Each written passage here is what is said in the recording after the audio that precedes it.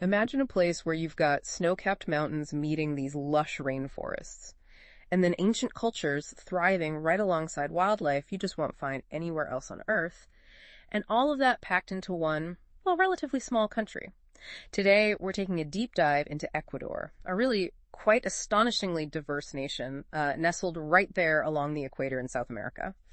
Our mission, using the sources you've shared with us, is to pull out the most important nuggets of knowledge, the key insights. We want to offer you a shortcut, basically, to being genuinely well-informed about this incredible place. Think of it as, I suppose, your essential guide. Understanding its nature, its indigenous cultures, its history. It really is a special place, Despite being pretty compact, Ecuador manages to pack in just this incredible range of climates, landscapes, experiences. It's genuinely one of the most biodiverse nations on the planet. And I think that's exactly what gives it such broad appeal, whether you're after adventure or, nature, culture, or maybe you're just looking for a peaceful tropical place to relax. Okay, so let's unpack that a bit. When we talk about Ecuador, what truly defines it seems to be this incredible spectrum. Yeah. All these different environments so close together. It sounds almost like a world in miniature. It absolutely is. That's a great way to put it. You can quite literally go from snow-capped peaks in the Andes down into the dense, humid Amazon rainforest. And from there, you could find yourself on the, utterly unique Galápagos Islands, or maybe exploring these vibrant colonial cities like Quito or Cuenca. Wow. Yeah, this geographical sort of compression means you have this remarkable variety of experiences that are pretty easily accessible. So when you think about why people visit, you're looking at multiple UNESCO World Heritage Sites, really immersive Amazon rainforest trips, thrilling volcano hiking, those completely unique wildlife encounters in the Galapagos, beautiful Pacific Coast beaches, and of course that incredibly rich colonial architecture alongside these bustling indigenous markets. It's a lot. So what does all that extraordinary diversity mean for you, the listener? Whether you're just curious or maybe actually planning a trip, it sounds like it means options, lots of them, and maybe the chance to experience several different worlds in just one journey. Exactly. You can tailor it so much. Right. Now, for those who really love to immerse themselves in history and local culture, Ecuador seems to offer some real gems. Let's maybe start with Quito, the historic capital. It's way up high, 2,850 meters above sea level. That makes it the second highest capital city in the world, right? That's right, yeah. And it's a UNESCO World Heritage Site, too. It's really celebrated for its remarkably preserved colonial center, the architecture, these stunning churches, the plazas. It's beautiful. And it's a good jumping off point for the Northern Andes, too. Definitely. A perfect gateway. And within Quito itself, what really stands out, well, you've got places like the Plaza de la Independencia, the main square. Then there's La Compañía de Jesus Church. Honestly, the inside is dazzling, covered in gold leaf. And the El Penacio Hill, that statue overlooking everything, great panoramic views. Oh, and the Teleférico. That's the cable car ride up the mountainside. Yeah. Quito's aerial tramway, basically. The vistas from up there are just breathtaking. Okay, sounds incredible. Then there's Cuenca, another UNESCO city. This one's admired for, again, well-preserved colonial buildings, cobblestone streets, a generally charming atmosphere, it sounds like. Very charming. It has a slightly different, maybe more laid-back feel than Quito for some. And here's a really interesting insight about Cuenca. It's not just beautiful. It's the undisputed hub for Ecuador's really exquisite arts and crafts. Ah, okay. Like what specifically? Well, many people know the famous Panama hat, right? Sure, yeah, from Panama. Well, that's the thing. Get this. The real story is that these finely woven tequila straw hats, they've been meticulously crafted in Ecuador for centuries, especially around Cuenca and Montecristi. They only got the Panama name because they were shipped through Panama. And workers on the Panama Canal wore them, and later President Roosevelt was photographed wearing one there. Big boost in popularity. Wrong name stuck. Wow, I had no idea. So Panama hats are actually Ecuadorian hats. Pretty much, yeah. So in Cuenca, besides hunting for crafts, you can visit the stunning Cathedral of the Immaculate Conception. It's huge, with blue domes, taking a really nice stroll along the Tomabamba River Walk. Or if you like hiking, the nearby Cajas National Park is fantastic. High-altitude lakes and grasslands. Okay, fascinating. And just a couple hours north of Quito, you mentioned Otavalo, home to South America's most famous indigenous market. That's the one. Otavalo Market is legendary. If you want authentic, handmade textiles, weavings, blankets, ponchos, or jewelry, crafts, this is the place. You buy directly from the Otavalino artisans. The main market square, Plaza de los Ponchos, is just this explosion of color and sound. It's busiest on Saturdays, but there's stuff happening all week. And besides the market. While you're in the area, you can also explore Laguna Quicocha. It's this stunning crater lake nearby, really beautiful. Or visit the Paguche waterfall, a sacred site for the local communities. Right. And what's really compelling about these places, Quito, Cuenca, Otavalo, when you look at the bigger picture, they aren't just, pretty tourist spots. They feel alive. They're vibrant, living testaments to Ecuador's really deep indigenous roots and its history. When you walk through these streets, these markets, you're not just seeing history books. You're feeling the pulse of generations, tradition, craftsmanship. It really allows for a much deeper kind of cultural immersion than maybe you'd expect. Okay, so we've felt that vibrant historical pulse, but for those craving, untamed beauty, maybe some heart-pounding adventure, Ecuador offers a pretty spectacular contrast, doesn't it? Let's shift gears now, from the colonial charm to the raw wilderness, starting with what many people call Ecuador's crown jewel, the Galápagos Islands.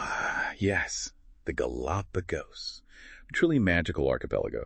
And famously, of course, the place that inspired Charles Darwin's theory of evolution. Right. But what's truly fascinating, I think, is how these islands really are a living laboratory. It's not just history. It's not just about seeing unique animals, although that's amazing in itself.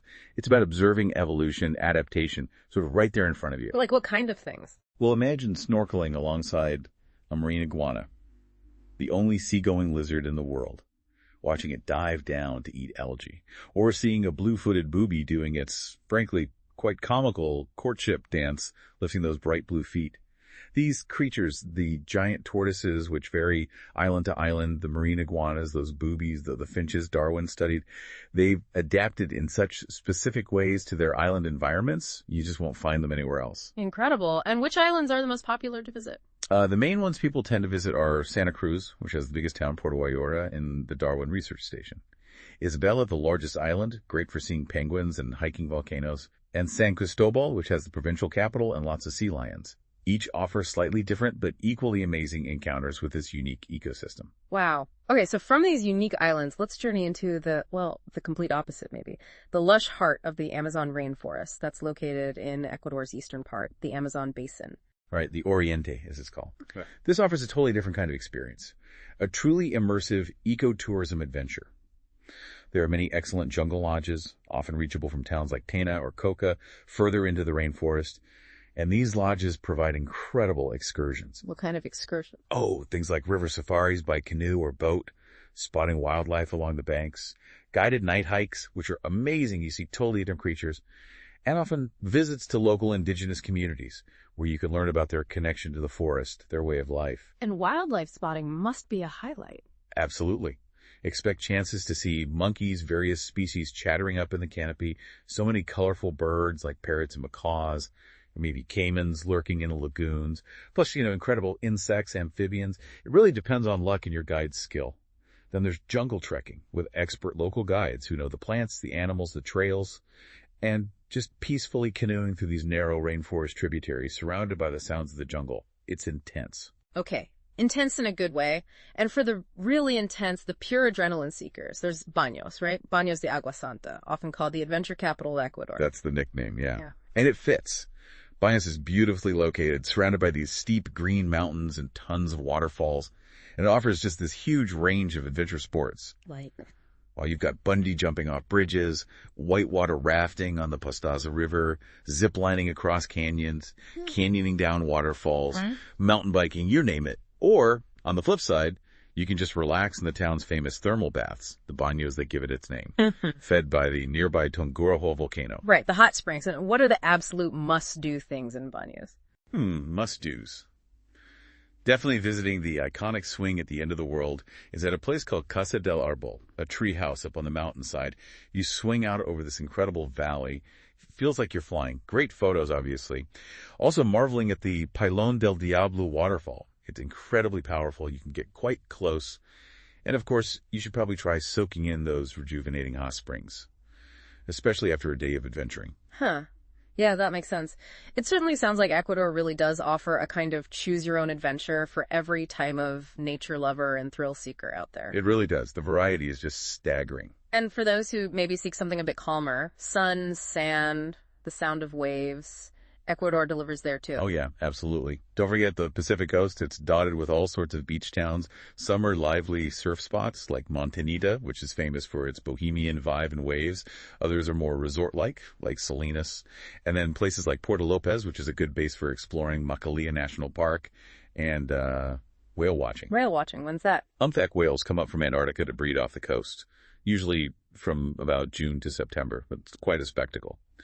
But generally, the coast is ideal for surfing, enjoying beachside cocktails, seafood, just kicking back and unwinding. A perfect place to reflect after all the other adventures, maybe. Sounds lovely. Mm-hmm. Okay, so we've covered culture, nature, adventure, coast. How easy is it to actually get around this diverse country? That's a key question, yeah. And the logistics. Well, Ecuador's infrastructure is actually pretty good. It makes it relatively easy to travel around. You can certainly travel by road. Buses are common and go almost everywhere.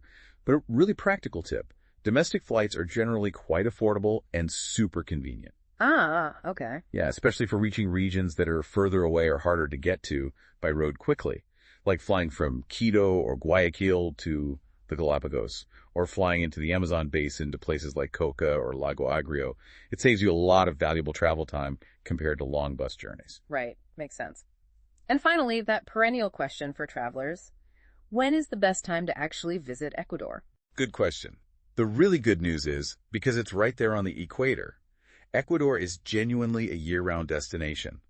There isn't really a bad time overall. However, there are definitely regional variations in weather patterns that are worth considering, depending on what you most want to do. Okay, like what? Well, for the Andes region where you find Quito, Cuenca, Otavalo, the driest season generally runs from about June to September. Clearer skies for mountain views usually. Down in the Amazon rainforest, it's always humid and rainy, but it tends to have slightly drier months, relatively speaking, from around December to March. For the Galapagos, the warm, slightly wetter season is typically December to May. This is actually considered the best time for snorkeling and diving because the water is warmer and visibility is often better. Sea turtles and marine iguanas are nesting then too. And finally, for the Pacific Coast beaches, you'll generally find the best beach weather sunnier, warmer from about December to April. Okay, so it varies quite a bit depending on where you want to focus. Exactly. And this really brings up an important point for planning, doesn't it? How does strategically understanding these regional patterns allow you, the traveler, to really maximize the unique experiences each part of Ecuador offers? For instance, if your absolute top priority is spotting wildlife deep in the Amazon and doing some serious diving in the Galapagos, you might aim for a different travel window than someone who's purely focused on high-altitude trekking in the Andes. Thinking about the timing really helps you tailor your itinerary for the most, impactful adventure possible. That's an excellent point. It really highlights the depth of planning that's possible, even rewarding, in such a compact yet incredibly diverse country. Ecuador truly does sound like a treasure trove, just packed with natural wonders, cultural richness, and these thrilling experiences. From those majestic volcanoes and mystical rainforests to its vibrant cities and those world-famous islands, it really seems like this small South American country consistently delivers some pretty big adventures. It really does. And maybe, in a world where we're often overloaded with information, what can we perhaps learn from a country like Ecuador? A place that so vividly showcases the sheer variety of our planet's ecosystems and cultures, all within such a small space. Does it maybe inspire us to explore more, not just the destinations themselves, but the deeper connections? The connections between our world's amazing natural and human diversity. That is a perfect thought to leave everyone with as they consider their own next deep dive into the world's wonders. Thank you so much for joining us and sharing all that insight. My pleasure. And thank you all for listening.